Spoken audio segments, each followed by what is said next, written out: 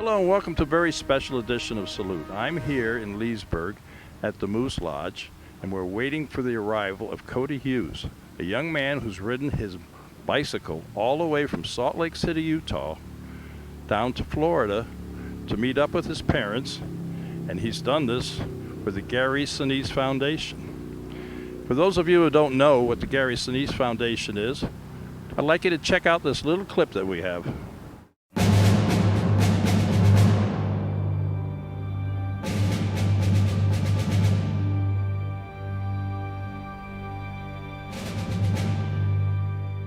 Less than 2% of America's population volunteers to defend our nation.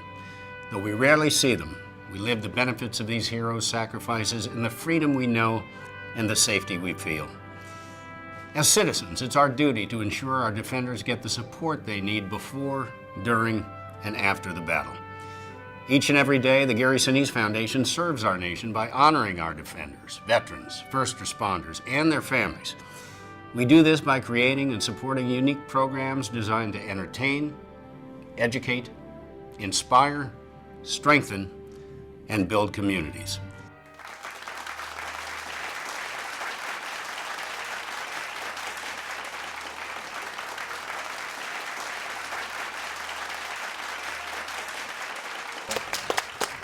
Welcome to Lakefront TV and Salute, our program. I do have some special guests here that would like to make a couple comments. Okay. One of them is our City Commissioner, John Christian, who would like to welcome you on behalf of Leesburg. Thank you. On behalf of the City of Leesburg, Mayor Dennison, and all our staff, we welcome you. We thank you for what you've done for the foundation, and honor your brother and your family that are here. We just want to appreciate you and to salute the veterans for just having us here today and just applauding you on just bringing awareness to the foundation and funds to help us just do a better job for our country. We thank you just for what you've done and making us all proud. Thank you. Welcome to Leesburg. Thank God you. bless you. Thank you. Thank you. Cody, would you come over here? Yeah, absolutely. Listen, you impressed a lot of people, like I said, and I want you to meet some of those people. Okay. And the gentleman I'd like to introduce you to now is Mr. Chuck Madrid, who's here from the AMVETS Post 2006 in Leesburg. Chuck is a very dedicated veteran. He is a Vietnam veteran and a good friend of mine. Okay. Mr. Madrid. Pleasure to meet you, Chuck. Yeah. Thank you for all. Thank you. Thank you. Cody, on behalf of AMVETS Post 2006 and all veterans here, would like to thank you for what you did. And you impressed a lot of us at the post. So last week we had a meeting and AMVETS Post decided that they were going to donate $500, which we've already sent out to the Gary Sinise Foundation. Awesome. Thank you. Made out your name in memory of your brother. Right on. Thank you for what you've done. Yes, right on. Thank you. Thanks, Absolutely. Chuck. Absolutely. Well, that's not all. You know, we have another organization in town which is called the Eagles. It's people helping people, and they have a group in there. It's not a veterans organization per se, but we have a veterans group. And I do have the president of the Eagles, Area 4273, Ray Johnson, and Mr. Johnson would like to talk to you. Hey, pleasure to meet you, Ray. Same here. Absolutely. On behalf of the Lake County Eagles, we'd like to present this check to you. It's Oh, your awesome. foundation. Sweet. And glad to be a part of your great ride. Right on. Thank you so much, Ray. Right on, man. Right on. Well, that was just a couple of surprises for you. I know. Yeah. I know you want to get down the road. You and Oh, your yeah. puppy there. Yeah. And Not too much further. I know that there's a lot of people who want to say hello down there, so I'm going to let you get on the road again. All right, let's do it. Let's do it. All right. You want to ride that bike for me? No. I won't even fit in the basket.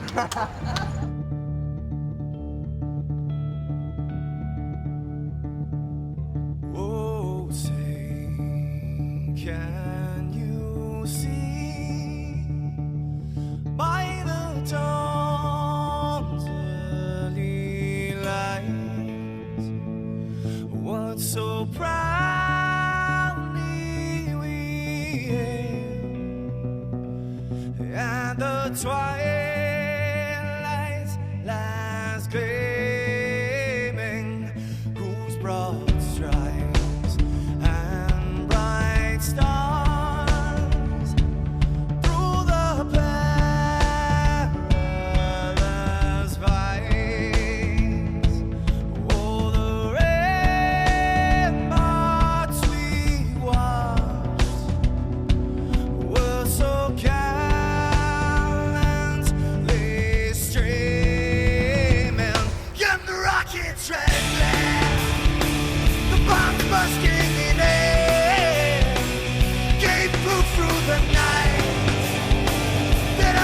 back was still there.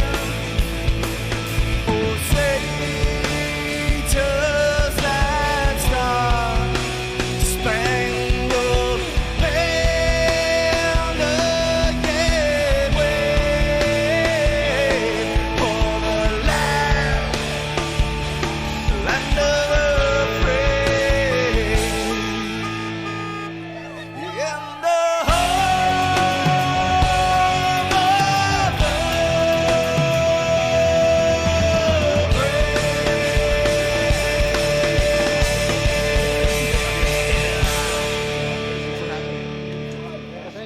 As you guys know, my brother passed away about a week before I graduated high school, and it changed my life for forever. I moved out to Salt Lake City and started an adventurous lifestyle, and it's been amazing. And when I decided to do this journey, it was a personal thing. You know, you're not gonna, there's nobody out there you're gonna ride for but yourself every single day for 2 months. And then having the veterans in the back of my mind, having my brother in the back of my mind, and then a really good friend of mine who just passed away in the mountains, having him in my mind as well, has been an inspiration. But every day, you know, you wake up and you you know, and you pedal 70, 80 miles, 100 miles, or whatever you do, and there's something that goes through your head every day, and you're very thankful to live in a country where you can throw a dog on the back of a bicycle and pedal 3,500 miles to your parents' house and see them. I feel very lucky to be here healthy, to be safe, and to live in a country where, again, I can do something as this. Not everywhere in the world you can do this, you know, relatively safely, right? You know, other than the crazy 18-wheelers coming by me occasionally. I felt safe, and I met a lot of great people, and that's what the journey was about. But I got to thank the veterans here and the veterans across the country, you know, that protect our borders and overseas, and do what you guys do to allow me to, again, do what I just did. So there's no other people, there's no other organization in the world that I would rather have rode for than the Gary Sinise. So thank you guys. We met outside and saw your bike and everything. How did this come about? Back in the spring, I think it was early spring, I was watching a presentation from a friend named Brody Levin. He, when he graduated college at Westminster, which is next to the University of Utah in Salt Lake City, he decided to ride home for Thanksgiving, right across the country. He started in Montana and rode home, and it took him 27 days. And then his presentation was about another trip that he did called Pedal to Peaks.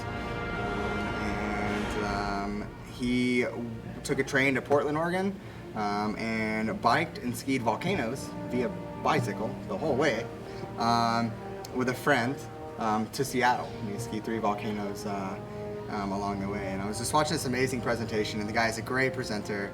And I was sitting there next to a friend. I was working for the Utah Avalanche Center, watching this presentation, selling raffle tickets to benefit the Friends of the Utah Avalanche Center. So I'm sitting there next to my friend Bo Torrey, and I say, I'm gonna bike across the country. And he's like, yeah, right. I'm like, no, I'm gonna do it. So right then I got in my head that I wanted to do this. And time went on, and I was pretty broke. I graduated college in May. I think this thought got in my head again, probably in February. Graduated college in May. I went and climbed and skied volcanoes, but I did it with a car with some friends. And then I moved into my car. And then I moved into my car for the sole purpose of being able to save the money while whitewater rafting, river guiding in the West, to be able to buy the $2,000 bicycle, to buy all the gear I needed. I had a lot of it, to buy the extra gear and to provide the money for the trip. And then in June, I wanted to get a dog. Well, I knew that I had this trip coming up that I wanted to do, and so I thought, is it even possible to bike across the country with a dog? So, you know, trusty old Google, get on Google, do my research, and people have done it. Not only have they done it in the United States, but they did it in other countries.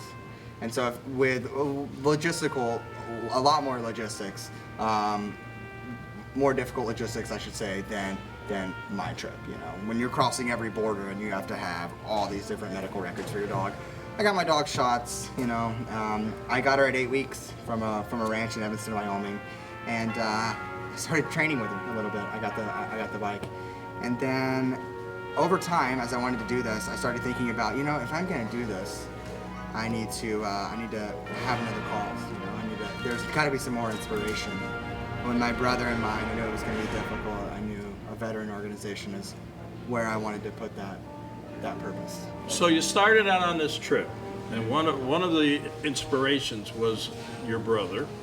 Tell me about your brother, because a lot of people don't know he was a United States Marine, right? He was a United States Marine, yeah. So my brother graduated high school with like a 3.8 GPA, top 20 in his class, with like a 28 or 29 on his ACT, and decided to join the Marine Corps. And he was a very brilliant guy. He finished second in his MOS school out in 29 Palms, California. And he got to choose where he wanted to go, and he went to Okinawa, Japan. You know, my brother always had a way of like, you know, kind of scheming his way into things, you know, like he worked hard for them, you know, that wasn't like, you know, he like just would get hooked up. It was like he worked hard for what he got, and he always like, he knew what he had to do to get it done. And he got hooked up with the 3-star general over the entire Pacific Fleet out of Okinawa, yeah. And he saw like 14 different countries while in the Marine Corps, and my brother was a huge inspiration to me, for sure. Yeah, I want to get, you know, I'm going to talk to your parents in a minute. Were you a little bit surprised when you got to Leesburg there? And Oh, absolutely, man. Blown away. It's very humbling. The road itself is very humbling, but to have all the support from a community, from Wildwood and from Leesburg and from all the vets, I've really been looking forward to this day, and I'm really glad to be here. I'll tell you what, there's been a lot of other people looking forward to it. There's 2 of them sitting over there, they're out of camera sight right now. Your mom and dad, and of course it's been a topic of discussion down around here in the veterans community, and I'm very happy to finally have met you. Tell me a little bit about the road itself. I mean, you probably kept a journal or something. You gonna write a book? I did journal every night. I journaled every night, which is great.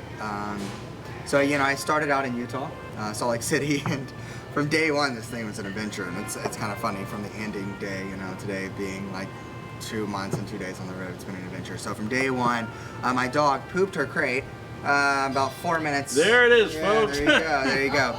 About 4 minutes into this journey, I leave. Friends throw me a party the night before, and I leave at like 9 in the morning. And so what I was doing is I was unloading all of my stuff that was in her crate into my bags, into my panniers. And so Sierra was running on the yard, and I assumed she went to the bathroom. I assumed she did her thing. Well, then she does her thing in her crate. This is again at a very busy intersection in Draper, Utah, where I was leaving from, just outside of Salt Lake. And so I'm like cleaning that. I'm like, oh my gosh, what am I doing? You know. So then I get an hour down the road, and I look back, and Sierra's all droopy, and like looking at me and smiling with her tongue out. I'm like, what's going on? Like, she doesn't give me that look. Like, she's like droopy-eyed, you know? Like, she's drugged up. Well, sure enough, like, I had accidentally forgot a pill bottle underneath her pad that she's laying on in the back. And she got into like a Dayquil, 2 ibuprofen, and 2 Benadryl. That's as most as she could have got. And there was like a couple holes in the crates, and I backtracked like when I got off, and I immediately, you know, go into panic mode.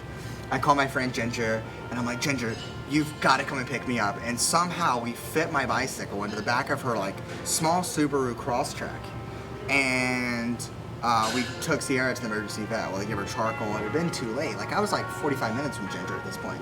So she comes and gets me, we do that, and Sierra didn't puke any pills up, but she was kind of droopy, and I gave her some water, monitored her for like 3 hours, and Ginger took me back to the place where she picked me up, tossed Sierra back in the crate, and here we took off. And then, so I came across Colorado, and I connected in Colorado, in Kremlin, Colorado, with what they call the Trans-America Trail. And from there, which is like a mapped bicycle route, and I took that across the country. And, you know, everything was beautiful, everything was great for the first like 9 or 10 days, and then I come out of the mountains. I had timed the aspens just perfect. Like the foliage in the mountains was so beautiful. Oh man, it was so rad. But then I hit southeastern Colorado. Other than like a bobcat I saw on the side of the road that was like a cub that was staring at me in the day, it was pretty boring. It was like a desert, you know. And I assumed, it was pretty funny, as I assumed, I don't know why I assumed this. There's even a weather guy I know, and I'm not going to mention his name because he called me out on it. Steve Connie. He told me that I would. Listen, you're not going to mention Steve Connie's name, right? Yeah, exactly. He told me that I would, I would have westerly flows coming across. You know, the winds are going to predominate from the west, right? It's the United States. Weather moves west to east. Well, all the mountains, the Rocky Mountains that run from Canada to Mexico, they're blocking those west winds. Those west winds aren't making it up and over. So when you get into southeastern Colorado, western Kansas, for one, nothing can really grow out there because they don't get weather. All that really grows is milo, which is for cattle, or wheat if they have good years. It's not really until you get to like the middle of Kansas because they can really start growing anything because all the weather's blocked in the Rockies. So that means that all these winds are coming out of the east and predominantly the southeast. And boy, I mean, these winds are brutal. Like, they are so disheartening. Yeah, they'll slow you down. Big time, and not to mention I'm not the most aerodynamic, and so my dog seemed to really love them. It was great. I'd look back and she was smiling because she was getting that many more smells with the wind, and I was cursed the wind a couple times. So it was a little brutal. It was brutal. Do you have any close calls or? I guess we're going to be running out of time real quick, and I want to get your parents out here. Yeah. But probably. There's something I would say. To every person that drives a vehicle, which is like 99.9% of America that's above 16 years old, is like give us room. There was a time on the Natchez Trace Parkway where I came really close. It was my closest call. I had my head down. I was coming out of Tupelo, Mississippi, and there was a pothole right in front of me, and I knew there was no car because I had a rearview mirror coming behind me, so I almost thought about it. I kind of had my head down, and I actually was wearing a mountain biking helmet because I really couldn't afford to get another road biking helmet. So I just took that one, and it has a bill on it, so it was kind of blocking what's in front of me. And so no cars coming behind me, coming my direction. And instead of swerving kind of on the white line and going around this pothole, last second I just decided to charge right over it. And right when I did that, a car blew by me, and it was passing an RV. And so basically meaning, had I made the decision to go around that pothole, that car probably would have hit me head on, and I don't know if I would have ever felt it. To the point where I had to get off my bike, almost a tear was shed, and I was like, I really, self-evaluated as what I'm doing. This is enough. What's your plans? You're headed back. You're taking a break here, and then headed back. Yeah, I let the legs rest for 10 days here. I get to play some golf, hang out with my parents, and I'm really excited for that. And back to Utah, back to work, backcountry ski guiding, and back to the mountains. The mountains are calling me back. Well, I'm glad you made a safe trip. Thank you, Bob. And I'm very honored to have met you, and I really do appreciate what you did. And I'm going to talk to your father to get you 10 strokes on the golf course. You got it. Okay, I'm here now with Cody's parents, Dee and Fuzzy. Exciting day for both of you, I'm sure. It's great to see your son, and a tremendous ride he had. I just want to start with you, Dee. Your thoughts on today? Well, I'm very proud of Cody. No doubt about it. Fuzzy and I both were very blessed to have two of the most well-behaved, endearing sons that any parents could ever wish for.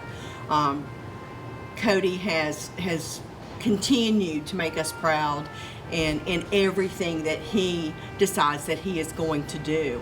When he told me he was going to do this 6 months ago, he said, Mom, I'm going to do this. I'm going to pedal for vets. I'm going to pedal from Salt Lake City, Utah to Wildwood, Florida, and don't tell Dad, because I know Dad will want me to do it. And that's actually the truth. I think that Fuzzy did everything. He begged, he borrowed, he was on his knees. Please, Cody, please don't do this. And Cody was just determined, as he is in everything that he sets his mind to do. There was never a doubt in my mind that as long as the Lord was willing, Cody would be in Wildwood, Florida. He does not know the word no. If anyone ever told him no, then a couple of things: either you didn't ask the question right, or you didn't understand what he asked, because he doesn't take no for an answer, for sure. And Dee, you work for a lot of different charities, from what I understand, right? Well, I actually work for Humana, and I'm so blessed to have the job. I work with our Veterans Alliance division, and we partner with our Market Point offices across the country. We call the agents and the sales managers and the directors, our troops, our boots on the ground, and we partner with VFW nationally, AMVETS nationally, and other veteran service organizations to go out into the communities where we live and find out the needs of our veterans, whether it be our homeless veterans, or I was in Miami on Tuesday where we sponsored a Wounded Warrior amputee football team play some alumni from the Miami Dolphins. You know, we were able to pack the stands at Flanagan High School, and so it's just, I can't tell you how gratifying it is to be able to, just be close to these veteran organizations and the veterans who, I don't think there's a more deserving group of people. Well, I'm glad that you said all that, because, you and I have to chat. We do. I have several organizations here, USA Cares, Operation SOS, that I work with, and I'm going to be looking for your help. So after Good. the show is over, we're going to get together. Good. But I want to hear a couple comments out of Dad. Dad, it was kind of a hectic morning here. We had a little tire situation. Yeah. I knew last night he had got into Inverness, and he had called and all that and said he was going to head out this way this morning. So I guess around probably 8:30, 8:45, I get a phone call, and I'm like, oh, it's Cody. Hey, Dad. Yeah, I got a little problem. I said, oh, no, what's happened, Cody? My rear tire's blowed out the sidewall. I'm like, are you serious? Where you at? Well, I'm 10 miles from Wildwood. I said, I'll be there in 15 or 20 minutes. So I rode down. He had already had his bike broke down and all that. We crammed it in the back of Deanna's car and took it to Wildwood. And the people at the Wildwood bike shop was very great. And we got a tire and got a new tube, took it back, and he wanted to go right back to the spot where he had broke down. I was like, are you sure you don't want to just take off from Wildwood? It won't be that much. He's like, I'm pedaling every inch of the way. So took him back and got his bike together and all that. So I said bye to him, and he took off, and he made it to Leesburg, to the Moose Lodge at 1 o'clock, just exactly like he said. And I'm very proud, Dad. Very proud, Dad. Well, you should be very proud. We're both proud, very parents. The Gary Sinise Foundation, you work with that too? We have, at Humana, we worked with the Charlie Daniels Band who would sponsor concerts around the country to raise money for David Lipscomb University, allowing our veterans to be able to attend the university at no cost to them. And it's a private college, so even their GI Bill without these extra funds would not cover the cost. So through that endeavor, I met Gary Sinise. Was really just so impressed with all the work, I don't have to tell you, that he does for not only our veterans, but our first responders, EMS. I just can't imagine a better foundation, to support than the Gary Sinise Foundation. So much of the money, it goes toward the cause as opposed to administrative cost. Okay, now here's, for our people watching this, I'm sure they're going to be inspired by what Cody did, and if they wanted to make a donation to the Gary Sinise Foundation, how would they do that? They would just go to GarySiniseFoundation.org, log on there. You can make a donation online. You can also mail a check if you don't, a lot of people don't like to use their credit card online. There's an address, you can mail it. If you would like to, you can mail it. You can actually put Cody's, in support of Cody Hughes and in memory of his brother, Sergeant Keith Hughes, United States Marine Corps. Cody's goal is to raise $10,000 for the Gary Sinise Foundation, and I think that we're going to get pretty close, if not surpass that goal, thanks to the support of yourself and all of the community, Wildwood, Leesburg. It's just been tremendous. Yeah, so I'm putting it out there for all our viewers for Lakefront TV. If you can help us out. Says a donation there in Cody's name, but I'm out of time. You know, I'm so happy for you guys, and I'm happy that Cody got here safe. And I have to say goodbye, so this is... Thanks, Bob. Oh, you're welcome, you're We welcome. really appreciate it. And Thank Lakefront you. TV is, you know, we do a lot for veterans, and It's awesome. thank you. But anyway, I have to say goodbye. I know you're not a veteran. You a veteran? Yes. You are a veteran. Yes, sir. United States Army, right? Yes, sir. I knew that. So, veterans salute like this, non-veterans salute like that. So I want you to join me, and this is how I say goodbye. To all our veterans out there, our active military and their families, we want to thank you for all you do. Till next time. We need a hero, someone to save us from ourselves and our own self-destruction. God only knows we need help. Looking for a hero, someone who cares about the future, not about themselves, but about the idea of America. We need a hero, someone to show us the way. We need a hero who speaks for the people and what we have to say.